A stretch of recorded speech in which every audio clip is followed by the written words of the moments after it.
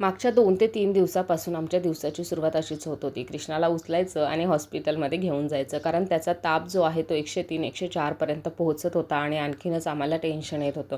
पण जसं ही शेवटची ट्रिप आमच्या हॉस्पिटलला झाली त्यानंतर कृष्णाला एकदम ओके वाटायला लागलं आणि मग नेक्स्ट डे मी निर्णय घेतला की त्याला स्कूलला पाठवायचं.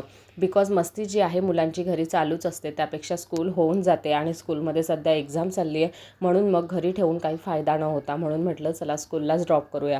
तसं मी टीचरला इन्फॉर्म केलेलं होतं की जर त्याला काही जास्त त्रास वगैरे झाला तर मी त्याला घ्यायला येऊन जाईल, तुम्ही फक्त एक कॉल करणार म्हणून. तर तसं काही झालं नाही. तुम्ही बघत असणार आधीची क्लिप आणि नंतरची क्लिप. कृष्णा एकदम ओके होता म्हणून मग मी निर्णय घेतलेला होता की चला त्याला स्कूलला सोडून येऊया.